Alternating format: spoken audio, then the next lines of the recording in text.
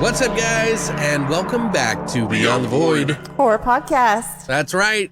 It's episode 368, and today we're doing a community choice movie that was number 3 called Blood Diner. That's right. So it's a So Bad It's Good film, a movie that was technically supposed to be the sequel to Blood Feast. It was actually going to be called Blood Feast 2. And it was actually owned by the producer, the original Blood Feast, by the way. And they changed things up a bit, and it kind of became its own thing, even though it is kind of pretty much the sequel. But it's different, you know what I mean? It's a different movie, insanely goofy, and we got to watch it, and we decided to talk about it with you guys, so buckle the fuck up. We're going to have a good time here. So, Christina, how are you doing?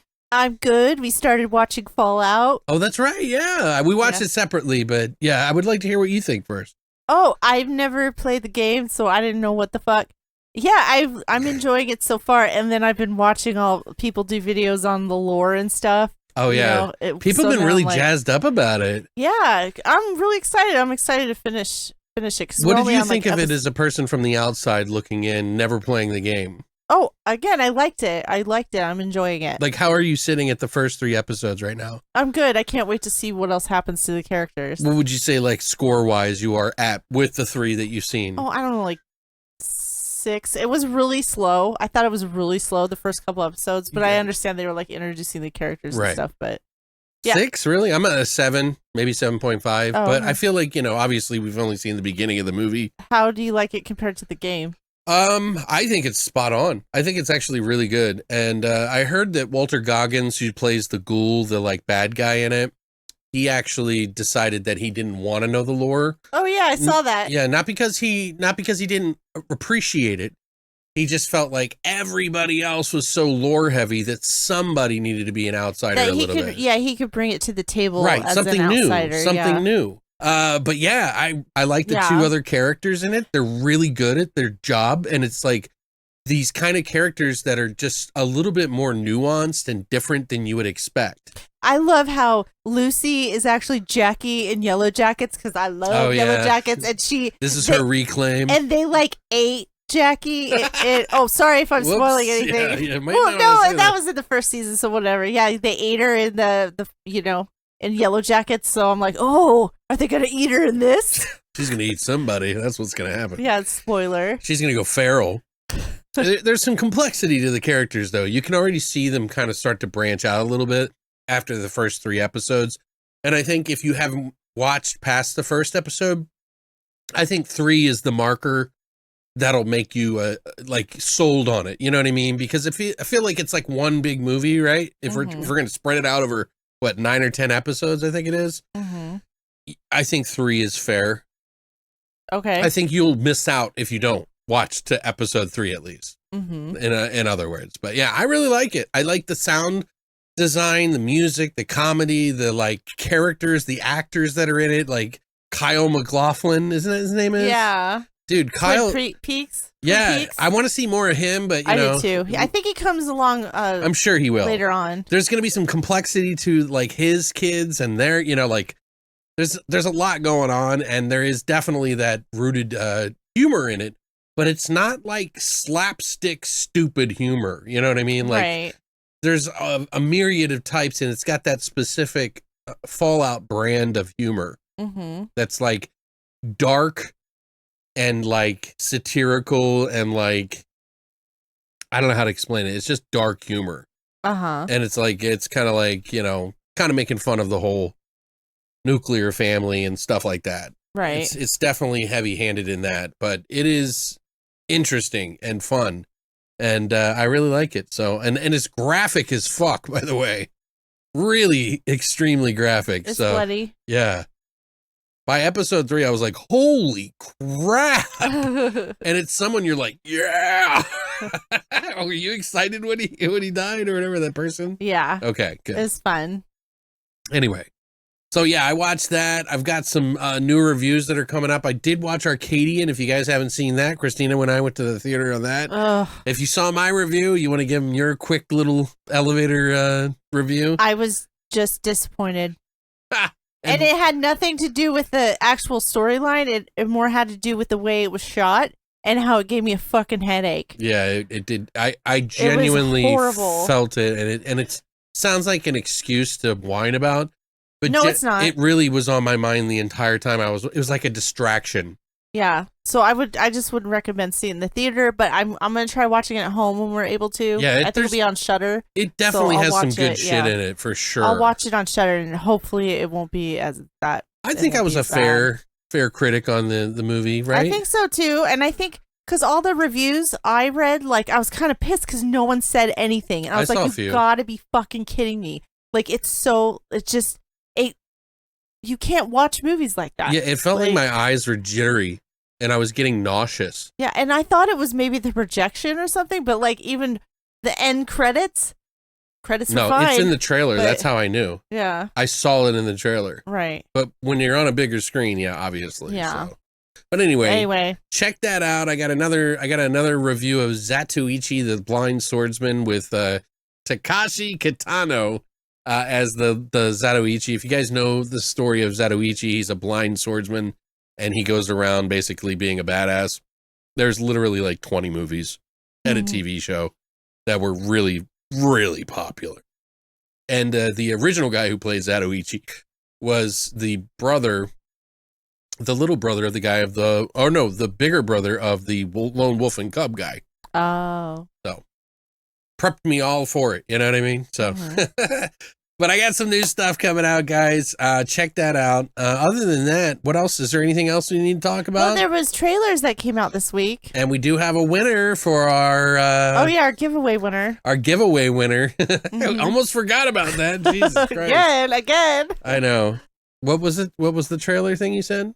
Well, Maxine came out, so I watched about half of that trailer. I didn't watch it yet. Yeah, because I was like, wait a second, I don't want to watch this because I already know I'm going to watch the movie. And then the Joker 2 came out with Lady Gaga. Oh, I thought you were going to talk about horror ones. I was like confused a little bit. But other ones that we see that are horror. Maxine's horror. I mean, yeah. Joker 2's kind of horror. Not really. Okay. It's more crime. More crime, I would say. More crime entertainment. Oh. Crime drama entertainment. It's musical, actually, too. Yeah, it's supposed to be a musical. All right, guys. So real quick, before we get started on this review and spoiler discussion of the movie Blood Diner, we're going to announce our winner. We announced that we were going to be doing a giveaway, and MVD Entertainment and Unearth were obliged to give away a copy of The Abandoned, and we wanted to give that to you guys. And we decided to include a couple other ones, which was The Sound of Summer, The Quiet Earth, and a 4K copy of Beetlejuice, all for you, and as long as you're a U.S. resident. So the winner of the contest is, and thank you again, MVD and Unearth. We appreciate you guys. Thank you. Please make sure you follow them on social media if you haven't already, even just to find out when they do sales. So the winner is Garrett, a.k.a. Sin Fury. So come on down. No, I'm just kidding. They're not here, actually. So. But, you know, congratulations on winning the 4 movies. We really do appreciate you. I know that I think Sin Fury's been following for a very long time, and they seem to open up their subscription emails quite a bit, hint, hint. Congratulations. Congratulations, man. I appreciate your support. Much love to you. Been a subscriber since the beginning, so that's good to see. Never won before either, just so you guys know, okay? But you can win if you just wait 8 years, you know? No, but yeah, thank you very much, guys. Now we're going to jump into our flesh and potatoes of our Blood Diner, and we're going to go ahead and do that right now.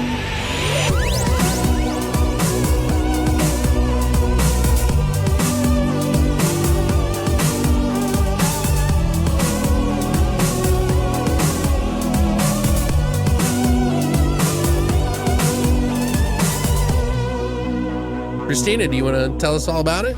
Sure. Blood Diner was released July 10th, 1987. You can actually watch it on the Roku. That's right. Thing that they have. I don't know. But it's about 2 brothers are entrusted by their uncle to uphold the ritualistic cannibalism of an ancient cult of SHEETAR. SHEETAR. In order to do so, they have to prepare a feast of sacrifice for the resurrection of their goddess, SHEETAR. SHEETAR! Sorry. We got some taglines for this film. Oh, God, this is the greatest. First they greet you, then they eat you. Feels so good. It tastes just like Mom used to. I don't get that one. They didn't iron that one out too well. They're like, I had the idea, but I didn't really know. The ultimate in killer cuisine. I would say the first one, last one, third one, or middle one. In that order. Yeah. So this is directed by Jackie Kong. It is one of the directors who actually did The Being and Night Patrol for Vestron. They actually did 3 movies for Vestron. A little more on that later. We got writer Michael Saunier, I think is how you say his name. He's an actor and a writer known for Cold Steel. Cold Steel. Sorry. Had to do that. Out of control. He was also in The Adventures of Tara, or wrote for it, I guess. Prisoner Ship Star Slammer, which I really want to watch, by the way, and Sorority Babes and Slime Bolorama from 1988, which is another movie that we haven't watched yet, talked about. I've never seen it, actually. We got stars Rick Burks, who plays Michael Tutman. He was in The Underachievers from 1987. David Bowie's Day In, Day Out music video, which is really strange. Yeah. He unfortunately passed away 2 years after this film released. He was living at the time with the producer, actually. Oh, yeah. And the producer went into like a deep depression for like 6 months. Oh. He was living with him, and he was like, he dated a few people now and then, so it never, wasn't like unsurprising if I didn't hear from him for a couple of days. And his sister contacted the producer and was like, by the way, he got in a car accident. So that sucks. Sad. We also have Carl Crew, who plays George Tutman, the wacky guy. He was in The Secret Life of Jeffrey Dahmer. In 1993, too. Totally makes sense. The Forbidden Dimensions, as well, from 2013. We got Roger Dower, who plays Mark Shepard, which is the police officer? I think so, yeah. Yeah, he was in My Lovely Monster in 1991 and the new Mike Hammer from 1984. That sounds like a porno or something. I don't know what the hell. We also have Lanette LaFrance. She plays Sheba Jackson, and this is it. I thought she looked like Rudy from The Cosby Show. A little bit. Ruby? Yeah, like a grown-up version? Yeah, like a grown-up version, though. Right. I was trying to figure out if they were related or not. She looked kind of like Janet Jackson a little bit to me. Yeah, she did that too, yeah. We also have Lisa Elena, who plays Connie, and she was in Tequila Bonetti, Tequila and Bonetti, and Hard Rock Nightmare from 1988. The budget on this one had $330,000, which is absolutely correct. I actually have that myself. Christina. Yes. What did you think of this fine Blood Feast 2 sequel?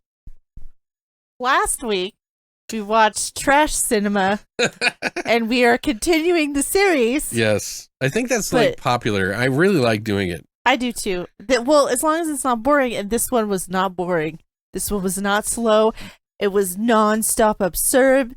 Like, something weird is going on in every single fucking scene in this movie. Like, it's like every single scene, something weird is happening. It's crazy. It's true. Every character is weird, even the normal ones. Connie was a little weird too. She was like the normal list character of the normal. No one's a real actor kind of feel. Yeah. It feels like, straight Hollywood, but like sideline. Right. Yeah. Right. The story's ridiculous with the Egyptian god SHEETAR, but I like how they tied everyone and how they tied Connie and how she related to the story.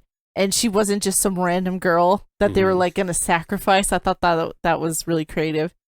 The comical music was great. There was a rockabilly band out in the middle of nowhere. Yeah, there was a blues band. It was a lot of blues 50s swing. And it's funny because they were trying to make it very 50s, but I mean, they weren't really pulling it off. But it's from a real band from the 50s, like this doo-wop singer. That's what it was. Doo-wop. That's what they call it. But it was like the five guys that sing in the front. Mm-hmm. And like they're really popular. He said he got like it was like $100 a song, but if he did it today, it would be like 20,000 a song. Oh wow! So he got it really cheap. So, yeah, he did. But I kind of wish there was more like 50s diner in this because I wasn't really. It's like they had the 50s, the Hollywood diner, aesthetic in there, but I didn't really. I don't know. I just wish there was more kind of. But after watching this, I really wanted to watch Night of the Demons for some reason. I don't know that this would be like a good double feature for some reason. I don't know. But yeah, I gave it a 9 out of 10 because I had a good time. It was funny. Really? It was funny. It was fun. Yeah. It was See, good. some of the highest scores you ever give are these movies that you keep telling me you don't want to watch. Well, yeah, because again, like I said last week, most of them are shit. This one wasn't shit. I think I'm starting to get her taste a little bit, guys. And then I did look up the VHS. I was like, oh, it'd be so cool to have a VHS copy of this. But they're going for about $80. Yeah. So I was like, Jesus Christ. Well, we have the Vestron Collector Series that was given to us. Yeah, I mean, that's which is even good. better. But just for the aesthetics of the 80s, I want the VHS. Now. You know how many years, guys, that I had to spend with her telling me that she couldn't stand my VHS collection? It's true, I couldn't. And she told me to put them in the fucking garage. Okay? So they could melt. Yeah, exactly. But then I figured a way on how to display them and now as she's proud art. of them. So now it's art, and we use them as art. It isn't like we watch them. I'll flash a picture of this of our wall. Anyway, do you want to ask me what I thought, Christina? We have a thing that we do. I'm sorry. What did you think of? I'm literally going like this. Come here. Come on. What'd you think, Alex? Oh, I'm so glad that you asked, Christina. Thank you. Like, where am I? What's going on? So, yeah, this is goofy. This is a goofy, silly, so bad it's good, intentionally bad kind of film, you know? So it's kind of hard to call it a so bad it's good film, but it has that kind of charm about it where you're just supposed to have fun while watching it, you know? It's not exactly a movie that you go into and go, God, I wish they would have acted better in this one. You know, like, no, it's intentionally meant to be schlocky and very silly and very, like, what the fuck? Like, there is stuff in this movie that people do that are just obligatory. And they're done to make the story interesting and to hopefully get a laugh out of you. You know, that's what the writer was talking about when he wrote this and he was hired to do this. So, you know, it's just one of those things. It's one of those movies that is, like, kind of reminded me of the silliness, only a little more adult on this one, because there's a lot of sex and like breasts and nudity and like nude fighting and crazy stuff. It kind of reminded me of stuff like Saturday the 13th or Saturday the 14th. I'm sorry, Saturday the 14th and part 2 and just that kind of silly, like everything's a joke kind of thing. Right. Like, not necessarily the same type of humor there, but just kind of in that vein where just no joke is off bounds. You know what I mean? Like, everything is over the top. A lot of it is, like, probably really good for today's crowd because it's, like, a lot of really quick, random things that happen, and that seems to be very popular in today's world because everyone's stupid. No, I'm kidding. No, I actually really liked it. So, so I'm stupid too. But no, I think it's just stupid fun. You know, it's like one of those movies you're not supposed to think too much about it. You're just supposed to go, I can't believe they made this. And then laugh at certain parts, and which we did. Genuine laughter from this movie. You know, not every joke's going to be the best, but genuinely I had a good time. And I would say, like, I'd probably give this one like an 8.5.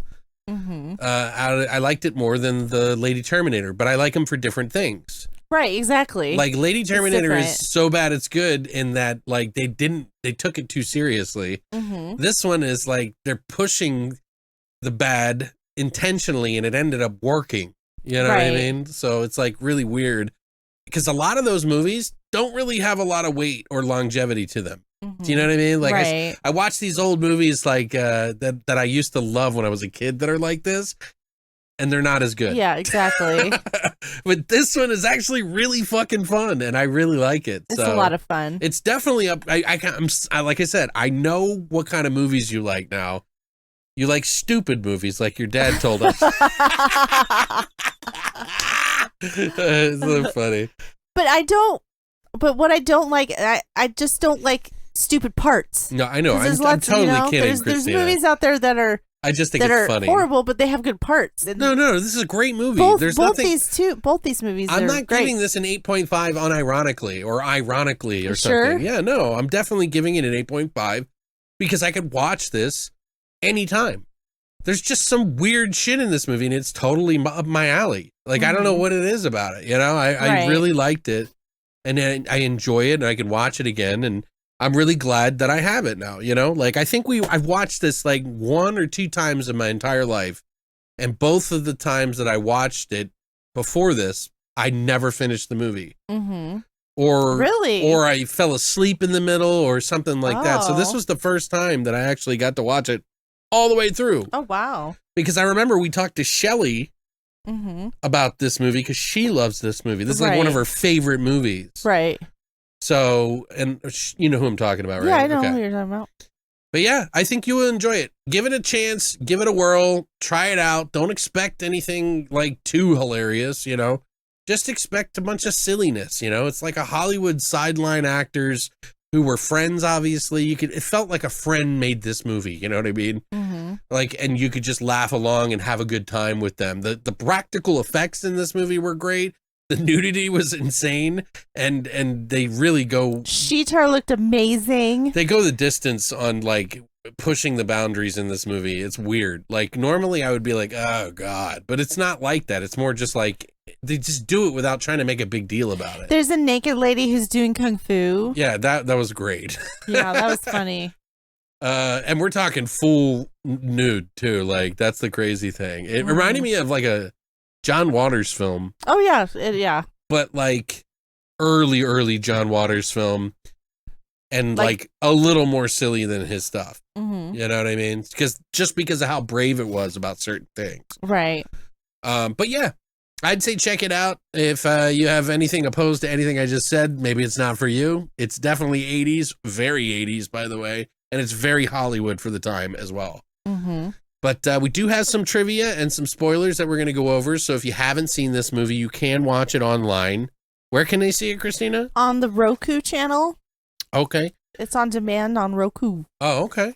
So if you have Roku, you can check it out there. Otherwise, I think you can still pick up a copy of this from Vestron, and they usually have quite a few. So anywhere, Amazon. But I'll put a link down below if you're interested. So if you don't want anything spoiled, here's your warning.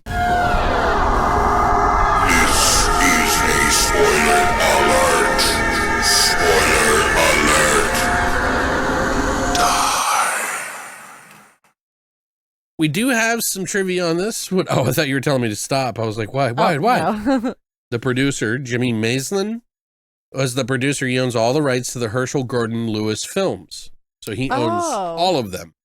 Mm-hmm. Big fan of Herschel Gordon Lewis. And loved Blood Feast, the original movie, so that's why he wanted to make a sequel, and that's why he got away with making a sort of kind of sequel, but not sequel. It's its own standalone thing. It's using elements from the original movie, not the same characters. Oh. Because there's an uncle in this movie called Anwar Tutman, and he is supposed to be the killer from the first movie, I think, but they changed it around to make him into another type of SHEETAR worshipping person. Oh, okay. Because in the Blood Feast, I believe that guy dies. I'm not 100% sure. I forgot how that ends now, but I just watched it not too long ago. Mm-hmm.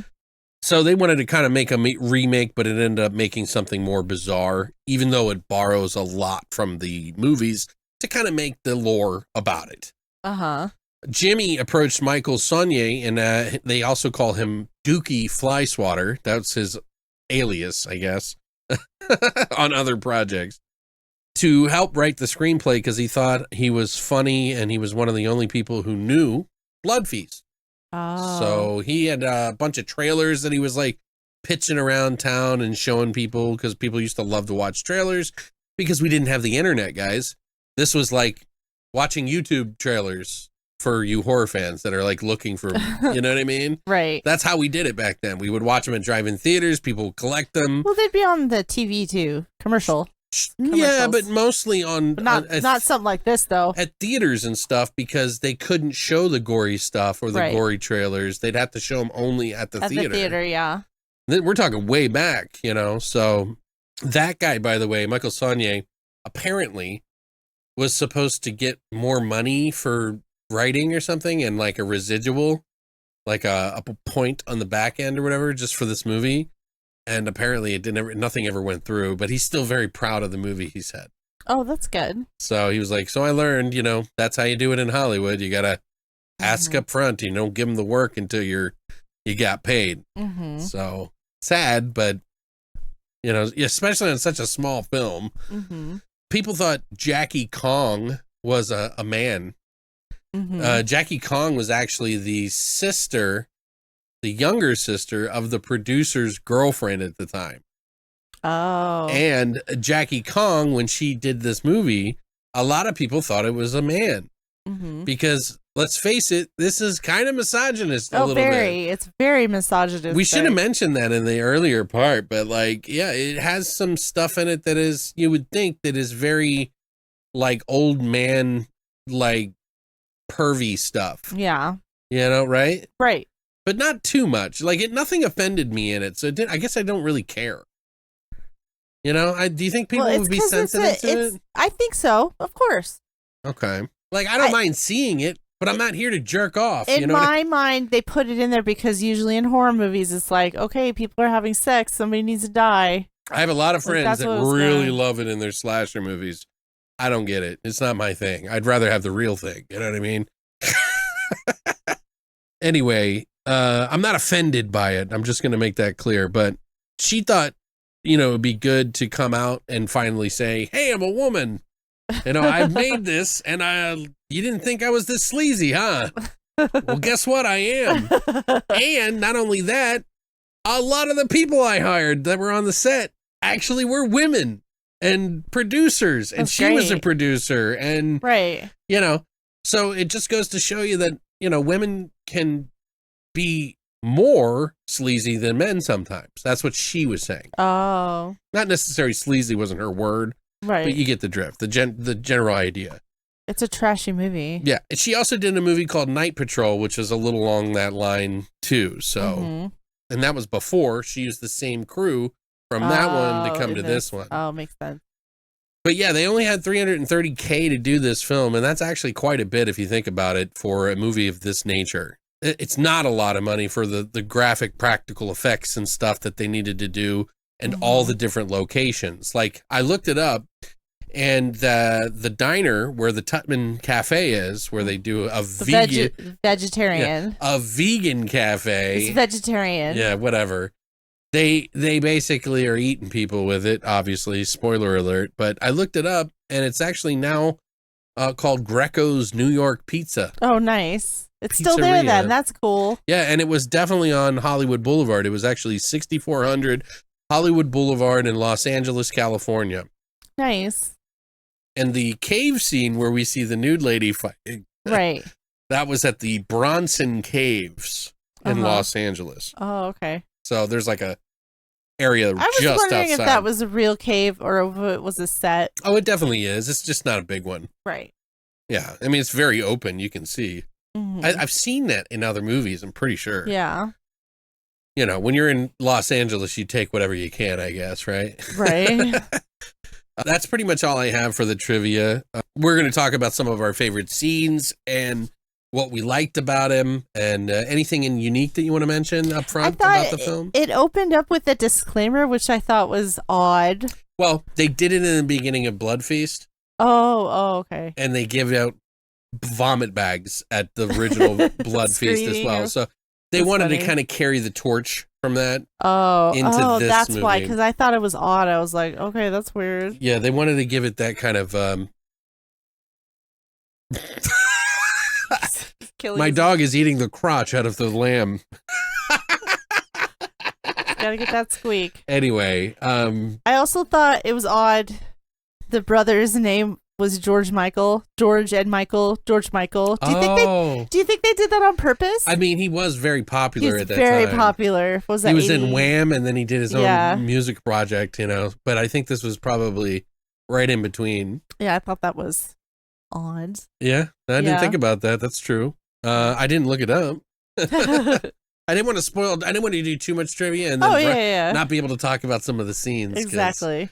there's some pretty silly scenes in this. They do it 20 years later, and immediately you see how silly this movie's going to get, you know? Because they're in a graveyard. They're in a graveyard digging up somebody, reminiscent of Jason Lives almost. And they're digging up old Uncle Anwar, who is like a dead body in the ground that's been rotted for 20 years. And like they hit the back of the head of a night watchman, and his eyes come popping out of his head, like just like that. And they're just so silly about it. They're just like, oh, look, I put him back in. Georgie in this movie is fucking mental, okay? He's crazy. He's a wrestler, and he's crazy. He's a serial killer, and he's not very bright. Not bright. But he's like the powerhouse of the group, you know? He's silly. He's like the meteor strong guy. And he's just stupid and silly. And there's some really funny scenes with Georgie, I think, in this film. But I think Michael does a really good job as well. Like his character's a little bit more the smarter, funny guy. And he's like luring these women in while Georgie... one of my favorite scenes. Georgie runs over the biker, who is also the restaurant reviewer. Oh, that's right. He plays a biker in this too. Dude, the biker's like, hey, my bike's broken. And then he's like, oh! And then he gets fucking hit. And then Georgie's like, yeah! And then he backs up. And then he backs up on him again. You see him crawling across the ground, and he's like, I'm going to get back up. And then he backs over him, goes over him again. It's like Jeepers Creepers all over again. Before Jeepers Creepers, you know what I mean? Right. Where they just run over with so much glee. And yeah, I forget how that ends, actually. I think that's it. On that scene. You just kept running over him. That's it, yeah. That was funny, though. I like that. Yeah. What about you? And then, of course, we have the nude aerobics exercise with the cheerleaders that they just cut to, and everybody's nude, even the instructor. Everyone's nude working out. And then all of a sudden, out of nowhere, Ronald Reagan comes in, who's George. Yeah. He comes in a Ronald Reagan mask, and then he just annihilates with every nude aerobics person in there, which was absolutely hilarious. And I thought it was so funny. He shoots him all in the head, by the way. It was so funny, too, because I was like, is this Point Break? Like, what's going on? Because remember at Point Break? He was wearing Ronald Reagan and Nixon, and they robbed the bank. I was like, wait, when did that come out? Do you think they got this from this movie? Well, they got Nancy and Ronald Reagan in this one. They were both actually wearing the mask because you see the other brother wearing it. But yeah, then they take their bodies and then put them together in a Frankenstein way to give SHEETAR a body. Yeah, which is so weird. The weird thing about this one, I thought, also compared to the other Blood Feast movies, is that the killing was much more prevalent in those movies. They were a little bit more standout, I think. And I think they are in this movie, too, but they're so silly that you can't really... There's no impact to the kills, but there is one kill that I think is probably the best kill in the entire movie. Was it the deep fried head? Yes, the deep fried head, dude. So in the original, there was I forget which movie it was, 100, it was one of the other Herschel Gordon Lewis films, and I can't remember which one it's called. I think it had the number 100 in it, or 1,000 Maniacs, maybe? I have no idea. 100 Maniacs, I think. Anyway, there's a deep fry scene in one of those old Lewis films, and they wanted to do an homage to it, but they wanted to go a little bit further. So the Michael character is basting this girl. Who's naked, of course. Yeah, and they're trying to get a 2 stomachs from, what do they call them? Unkempt women or something? Oh, trashy. Trashy women. Yeah, they had to be really trashy women. Yeah, so then he's like, I got a game we can play. And she's like, oh yeah, what's that? And he's like, here, follow me. And then he starts it's called Batter the Babe or something like that. And then he puts pancake batter all over her and then puts her head under the fucking fryer. And she pops up out with a big ball of... It looked like she had a big donut hole on her head. She had a big donut hole on her head. And the best part is the earrings.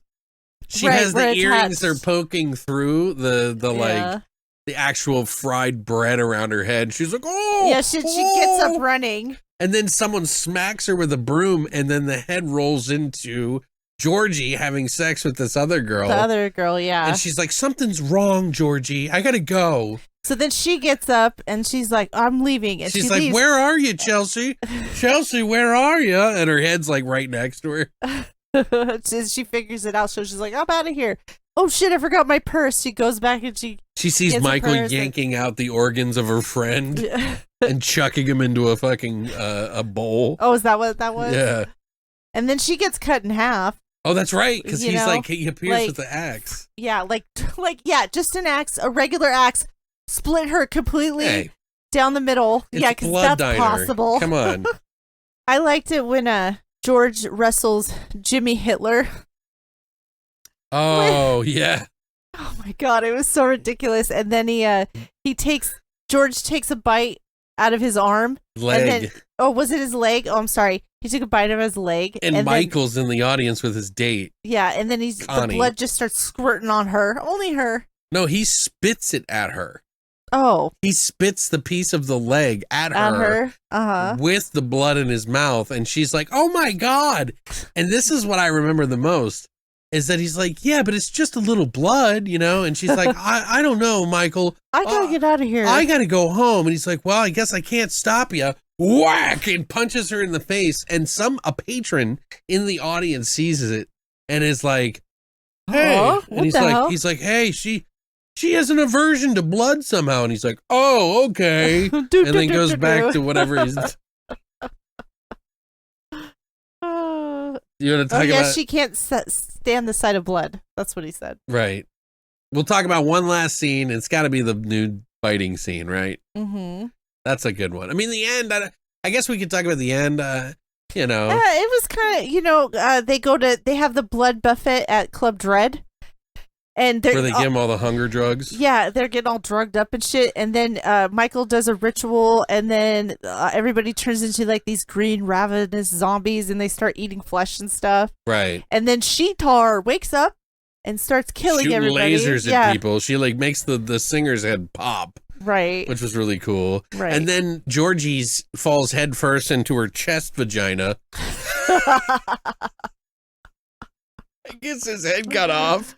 And then Right. SHEETAR's at the end and getting in the car with some dude who's Yeah. like, hey, mama, what's Hey, up? go get the car. Let's go. Blah, Hey, blah, blah. sweet thing. What do they call you? SHEETAR! They call me SHEETAR. And she's got like gangle teeth. She's got meth mouth. terrible. What? It's just the truth. I don't think she smokes meth. She smokes human. Well, whatever. Methy human, then I guess. Anyway, I will mention the nude fighting scene. There's two people having sex in a cave, and she's like, no, we shouldn't do it here. And he's like, come on, babe. And everything's like dubbed. Come on, babe, we should totally do it. She's like, no, there's a killer around here, and there's just any moment he could pop up, and we don't know who he Think is. he's gonna pop up when I'm with you? He's like, I'd never let that happen. And then Georgie pops up, knocks him out. She's completely nude, pops up and fights Georgie after he beats her up a little bit. Mhm. And he's like shook. He's like, what the hell? And she's like, she kicks his ass and knocks him out. And then she goes back to wake up her boyfriend in a stalactite, which is the one from the ceiling. Mhm. Stalagmites are the ones that grow up, by the way. Look at you. I had to look it up to make sure I was right. But a stalactite hits her right in the head. Just luck be it. Right. So ridiculous, dude. That was ridiculous. It's yeah. really ridiculous. But it was fun. It was a fun movie to watch. Yeah, those are my favorite scenes. I mean, there's other stuff in the movie that we could talk about. Yeah, because it's just nonstop. Yeah. Every single scene. We didn't even talk about the the other chef with the diner and his ventriloquist. He has a ventriloquist Yeah. doll that just sits there, Customer. and it's like, "Hi, buddy, don't go inside." And it's just a thing. Right. It's like a doll. And there was this other part, I'll just mention it really quickly, where he gets his hands chopped off, and then he's driving this car with no hands. It's just ridiculous. And then he wrecks, yeah, of course. Of course he wrecks. But He's like yeah. driving while That it's was fun. spurting out of his hands. Ooh, no. But of course his arms are like this long. You'll never get me. And then it's like spraying as he's driving away. It's so cartoonish. Yeah, but again, like it's just so, it's like every single scene. Yeah. Crazy. Well, anyway, I think that's pretty much it for the movie talk this week, but I wanted to try to keep it around 45 minutes to see if YouTube will fucking break the algorithm and will like not be able to like, you know, do our thing here. But because like lately, I don't know what it is, guys. Like I can't. It's like YouTube recognizes that we're doing this long form podcast, and they're like, no, no, no. And I think it's because it's not exclusive to their site. Maybe. is it under the podcast tab? No, I mean, I don't know how to upload it any other way, and there is a way that you can. So I'm just letting everybody know that I've been testing it out online, and YouTube is suppressing the shit out of it. I don't know, maybe I say too many cuss words in this that, you know, I'm feeling a little more regular. Fucking right. But anyway, next week we are going to watch another movie, but we're not sure yet. We will let you know. Yeah, we'll let you know on the social media. Maybe we'll do another you know, poll. Yep. And see what you guys want to watch. You know, we're really having fun with these So Bad It's Good ones, I think. Yeah. That I wouldn't mind watching some more. I do have some weird Hong Kong ones that I really want to watch. They're called The Peacock King, and then the sequel of it that are really so bad it's good. Oh, that's nice. She's like, I don't want to watch that shit. Now I But know. they are really graphic and silly. There's monsters in them. It's pretty cool. Oh, you say that, and then I'm just saying. I'm falling asleep. Maybe we watch the first one, and if you hate it so much, you know, We'll see. we'll see. Anyway, we'll let you know. Thank you guys for coming by and supporting the channel. If you enjoyed this, you know, obviously, please tell somebody. It really goes a long way to help get our name out and for us to continue to do the podcast. Because right now, we were almost ready to cut it because like it's just a lot of extra work. But it's because you listeners and watchers enjoy stuff. You know, we have a hard time cutting stuff because we enjoy doing it. So share this with somebody that you know. Give us a review online. Let us know what you think in the comment section down below. And as always, Long live the void.